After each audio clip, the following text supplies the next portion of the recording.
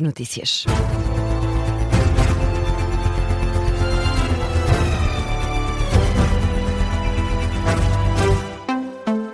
Começa agora o Jornal das 8, edição da jornalista Vanessa Cruz. E Vanessa, está aprovada por toda a direita a nova lei da nacionalidade. O Parlamento viabilizou também a mudança no Código Penal para permitir a perda da cidadania. Uma alteração numa norma para permitir, a partir de agora, retirar a nacionalidade portuguesa a quem cometa determinados crimes, para além de terem sido viabilizadas, como dizias, mudanças na lei da nacionalidade. Votos a favor de PSD, Chega, Iniciativa Liberal e CDS, votos contra da esquerda e do PAN, abstenção do JPP. No plenário, André Ventura assumiu que foi o acordo possível com o PSD, mas já fora, nos passos perdidos, diz que é um bom acordo e deixa Vasco Maldonado Correia, agora em direto da Assembleia da República, um aviso.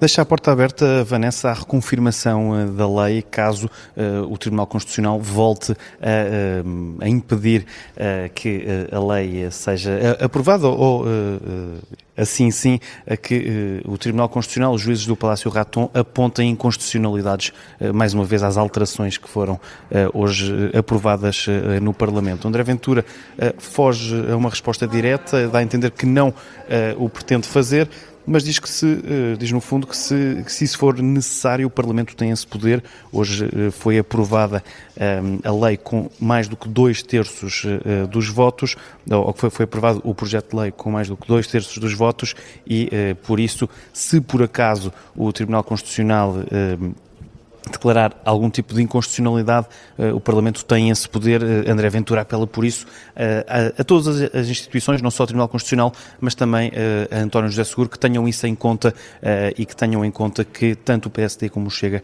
já fizeram bastantes cedências, já fizeram um esforço para acautelar a lei a essas preocupações do Tribunal Constitucional. Vasco Maldonado Correia com essas novas declarações de André Ventura.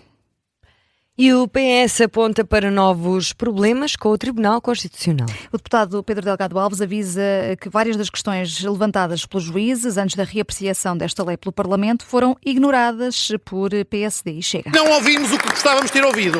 Tinham razão, senhores deputados, falhámos e identificámos uma série de inconstitucionalidades e não tivemos oportunidade na recolha de pareceres e no processo de construção da lei atender aos avisos que aqui deixaram. Mas não só não justifica, como deixa o problema estrutural, como já foi referido, na perda da nacionalidade. Parece que há passagens do acórdão que não leram ou que preferiram ignorar. O problema mantém-se e a solução que apresentam não é solução para parte dos problemas identificados. O PS espera, por isso, novas dificuldades para a lei da nacionalidade.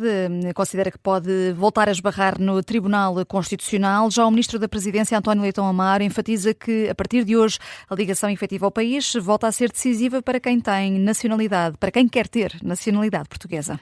E na atualidade internacional, o líder da oposição da Guiné-Bissau pede ajuda internacional antes que, e vou citar, a anarquia consuma o país. É uma reação no dia a seguir ao assassinato de uma das principais vozes da contestação ao governo de transição na Guiné-Bissau. Vigário Balante, 35 anos, apareceu morto com sinais claros de violência. Hoje, o líder do Partido Africano da Independência da Guiné e Cabo Verde quebrou o silêncio pela primeira vez desde que está preso há mais de 100 dias. Domingos Simões Pereira mostra-se preocupado com a situação no país e deixa um pedido de ajuda. Eu, há 2 anos, alertava para estarmos a caminhar para a condição de não-Estado.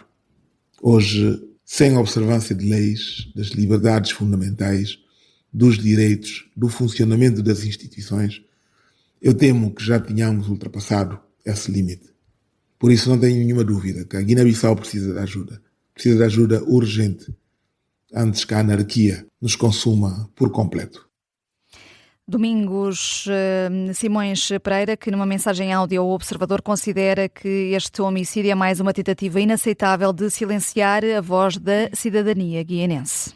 E no desporto, o clima de tensão entre Sporting e Futebol Clube do Porto continua. Depois da reunião com a Ministra da Cultura e de Desporto, Varandas acusa os Dragões de terem atitudes miseráveis. Vilas Boas pede para que o líder leonino tenha cuidado com o que diz. O presidente do Sporting foi o primeiro a reunir-se com o governo, deixou 5 perguntas para a ministra dirigir ao presidente dos Dragões, questões relacionadas com polémicas que aconteceram em partidas entre os dois clubes, em recintos desportivos do Futebol Clube do Porto. Frederico Varandas considera que a liderança azul e branca tem sido pautada por atitudes miseráveis nos últimos 5 meses. O que está a acontecer é que há um clube que tem um modus operandi desde os últimos 5 meses que tem uma forma de estar, uma atitude desportiva que eu não encontro outro adjetivo sem dizer miserável. Miserável. Já André Vilas Boas acha que o Sporting utilizou mal a reunião com Margarida Balseiro Lopes, acredita que falar com o governo sobre casos de futebol é raro e patético. O presidente do Futebol Clube do Porto revela até que o líder do Sporting já lhe pediu desculpa no passado sobre algumas declarações mais inflamadas e agora André Vilas Boas é taxativo. Varandas tem de ter mais calma e cuidado com o que diz. Se o presidente do Sporting está preocupado em roubar toalhas, o que eu digo ao presidente do Sporting é: tenha cuidado com as garrafas de vidro que voam no seu estádio e atingem as cabeças dos árbitros, tenha cuidado com os seus jogadores de futebol que dizem que os árbitros são ladrões e tenha cuidado com as suas próprias declarações quando diz que há 40 anos os presidentes das federações estavam a mando dos presidentes dos clubes. O presidente da Federação Portuguesa de Handball, Miguel Laranjeiro, também esteve nesta reunião com o governo. Refere que vai esperar pelas conclusões do relatório do Conselho de Disciplina sobre o jogo da modalidade entre Sporting e Futebol Clube do Porto, da modalidade do handball. No passado sábado, o Sporting queixou-se de intensos odores. E agora, Vanessa, que outras notícias marcam a atualidade?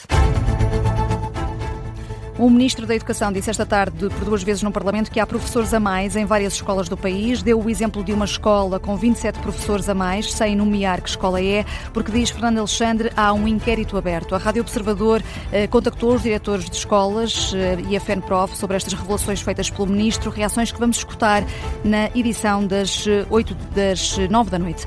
Guerra no Médio Oriente. Donald Trump vai falar hoje às 2 da manhã, numa altura em que o New York Times avança que os Estados Unidos não esquecem a Groenlândia e estão a planear uma expansão militar. O Pentágono diz que está em negociações com a Dinamarca para obter acesso a 3 bases adicionais na Ilha Ártica. E é o ponto final no Jornal das 8, edição da jornalista Vanessa Cruz. Até logo. Até amanhã. Até amanhã.